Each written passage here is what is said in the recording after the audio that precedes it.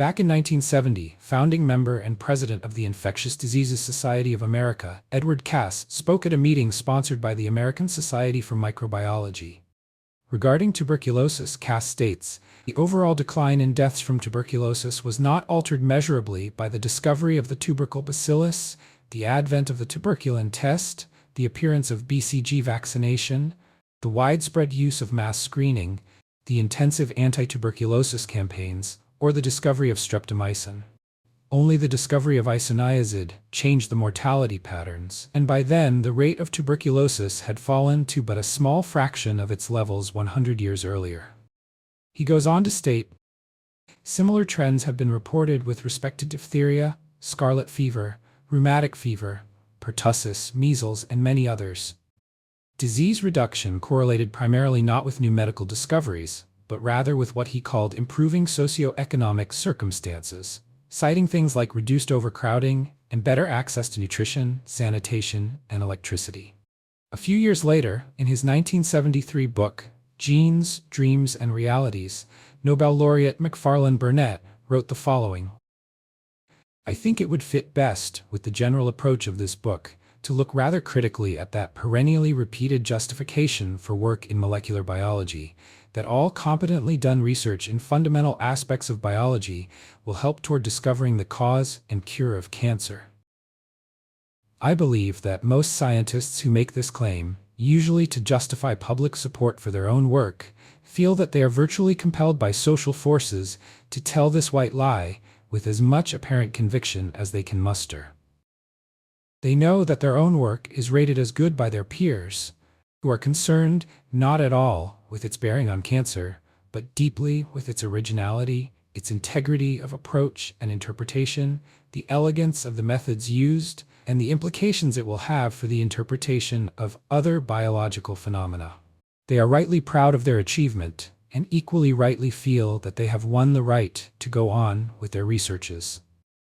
But their money comes from politicians, bankers, foundations, who are not capable of recognizing the nature of the scientist's attitude to science, and who still feel, as I felt myself 30 years ago, that medical research is concerned only in preventing or curing human disease.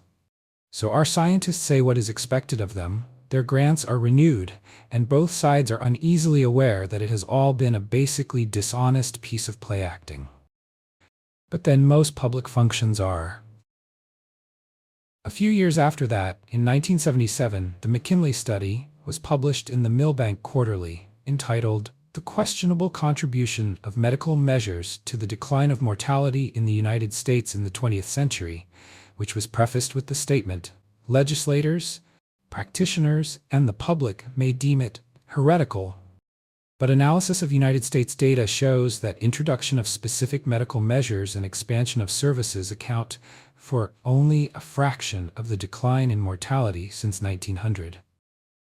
In the conclusion of the study, the McKinleys write, more specifically, with reference to those 5 conditions, influenza, pneumonia, diphtheria, whooping cough, and poliomyelitis, for which the decline in mortality appears substantial after the point of intervention, and on the unlikely assumption that all of this decline is attributable to the intervention, it is estimated that at most 3.5% of the total decline in mortality since 1900 could be ascribed to medical measures introduced for the diseases considered here.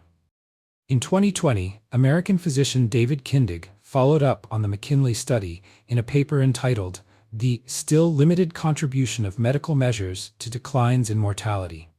In this paper, Kindig describes the importance of the McKinley study, even calling it the seminal paper in the modern field of population health science.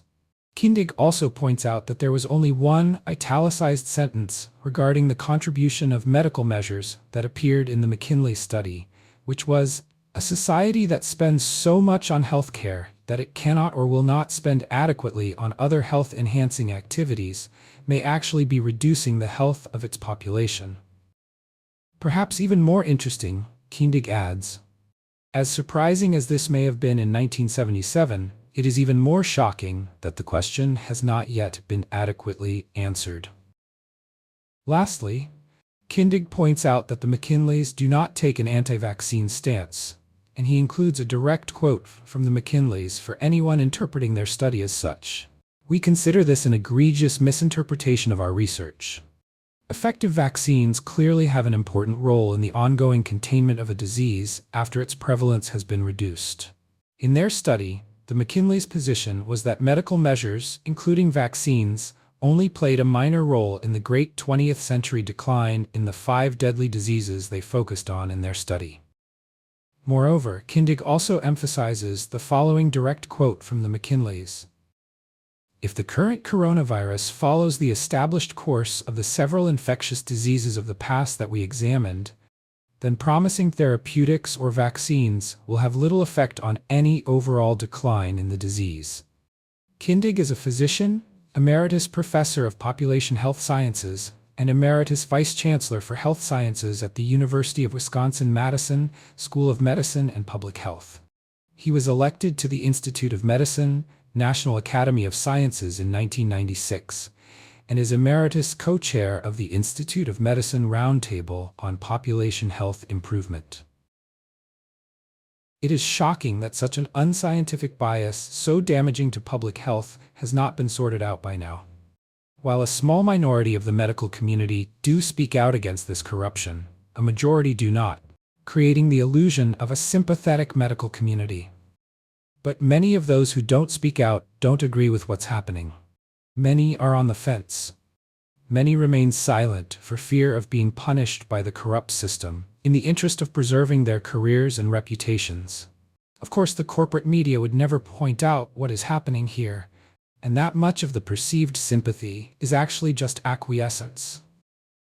This isn't the way a just system, dedicated to democratic principles, operates. This is the way an authoritarian system operates.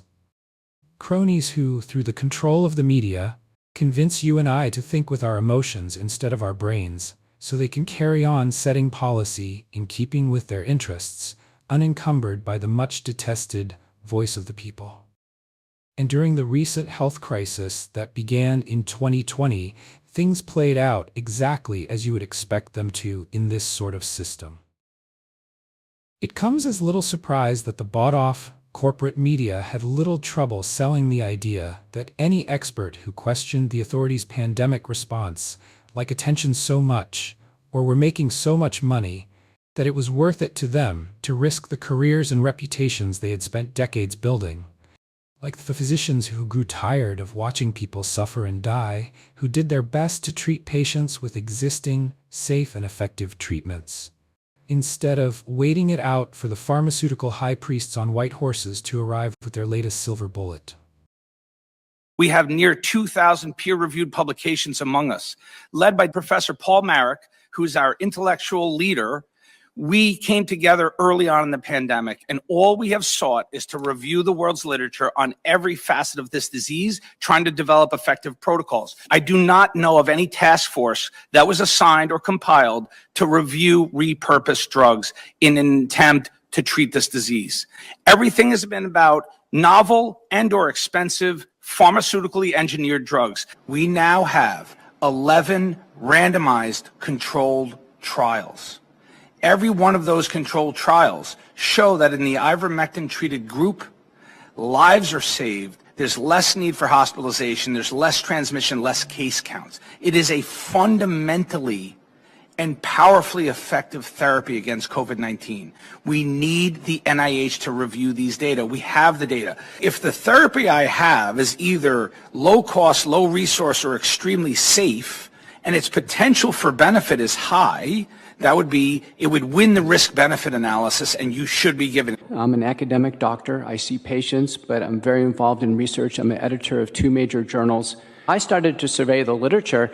I had patients with heart and lung disease who needed urgent treatment, and I refused to let an illness, which lasted for 2 weeks at home, before they got sick enough to be hospitalized, I refused to let a patient languish at home with no treatment and then be hospitalized when it was too late. It was obvious. That was obvious in April that was the case. So I used the best tools or drugs available at the time.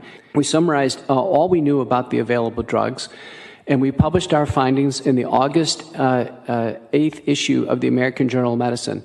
And the title of that paper was The Pathophysiologic Basis and Rationale for Early Ambulatory Treatment. And I have to tell you, and I was the lead author in that paper, but we had dozens of authors from Italy, India, UCLA, Emory. We had the best institutions in the United States. I can tell you the interesting thing was there was 50,000 papers in the peer-reviewed literature on COVID. Not a single one told a doctor how to treat it. Not a single one. When does that happen? I was absolutely stunned. And when this paper was published in the American Journal of Medicine, it became a lightning rod. Oh my gosh, it became the most cited paper in basically all of medicine at that time. The world started, and boy, the world started knocking on my door. And I had never been on social media before. My daughter, who was home from law school, was talking to her about it. She said, well, why don't you make a YouTube video? So I made a YouTube video with 4 slides from the paper. This is a peer-reviewed paper published in one of the best medical journals in the world. 4 slides. I even wore a tie and a suit, and she showed me how to record it in PowerPoint, and I posted it on YouTube. It went absolutely viral. And within about a week, YouTube said, you violated the terms of the community.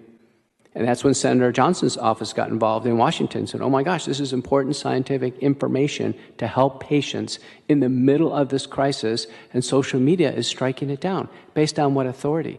Well, one thing led to another, and I became the lead witness for the U.S. Senate testimony of November 19th, 2020. And the reason why there was Senate testimony is because there was a near total block on any information of treatment to patients. Patients actually think that the virus is untreatable. And so what happens is they go out to get a diagnosis. Now, I'm a COVID survivor. My wife in the galley is a COVID survivor. My father in a nursing home is a COVID survivor. You get handed a diagnostic test. It says, here, you're COVID positive. Go home. Is there any treatment? No.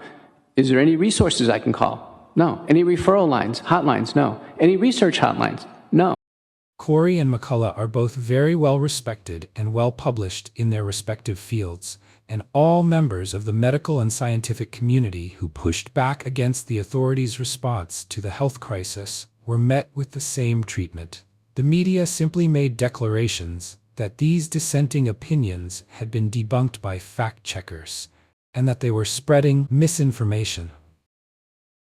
Perhaps the premier example was the Great Barrington Declaration in October of 2020, the authors of which said the following about the authorities' response to the health crisis. I am hopeful that we can persuade people to listen to us. In fact, I think that has been one of the things I've regretted through this entire crisis, is this attempt to suppress scientific discussion because some ideas are too dangerous to even discuss. I don't think this idea is dangerous. And I think, frankly, if you ask me, it's dangerous to do what we're currently doing. One of the basic principles of public health is that you cannot look only at one disease. You have to look at public health very broadly. The strategy we have used for COVID-19 has not been good for COVID-19, but it's also generated enormous collateral damage on other public health. Less plummeting vaccination rates, less cancer screening, worse outcomes from cardiovascular diseases and mental health problems, and so on. And that strategy essentially consists of shielding the vulnerable, or investing quite seriously in finding ways to protect the vulnerable, those in care homes, obviously, and stopping infections in hospitals, but also more generally in the community. We think we can do that while allowing those who are not vulnerable to this disease to go out there and get infected and build up what we call, and will continue to call, herd immunity. Herd immunity is not a strategy. Herd immunity is a fact about most infectious diseases, the course that they spread through the population. Even if we were to have an effective vaccine, we would be relying on herd immunity as the endpoint of this infectious disease epidemic. So it's less of a strategy than a recognition of a biological fact. Our strategy takes advantage of that that knowledge we've gained about this and proposes concrete ways of addressing the needs of the vulnerable so that they don't become infected, so they don't die from the disease, while at the same time, the people who who are suffering from the collateral damage of the lockdown, closed schools, closed businesses, closed universities, depression, suicidal ideation, all that enormous collateral damage when they face very little risk from death from the disease, that has to end. So the premise is not to do something reckless. The premise is to take account, as Dr. Kulldorff said, of all of public health. What I see is a scientific consensus among people who've looked at this very carefully. Now, of course, I understand there are people that disagree with us, but I think we can persuade them if they're looking at the same things we're looking at and thinking about the same models we're thinking about, and thinking about the policy and the collateral damage in the way that the evidence has become undeniable and hard to ignore. Is this almost a more traditional epidemic response that you're proposing? Is there any sense in which this is what you would have expected us to do? Yes, this is basic public health 101. I remember in mid-March, one of my daughters saying, no, we're going to go into lockdown. And I said, no, that just simply can't happen. The image in my head then was of what lockdown would do. I was thinking, what's going to happen to the person living in the slum in Mumbai? What's going to happen to the person in the township in Cape Town? The science and the morality point in the same direction, as does standard public health practice. And we're just calling to return to all of those things. Our response to this has been very myopic, I suppose. Or blinkered. We've been looking down a single axis on this.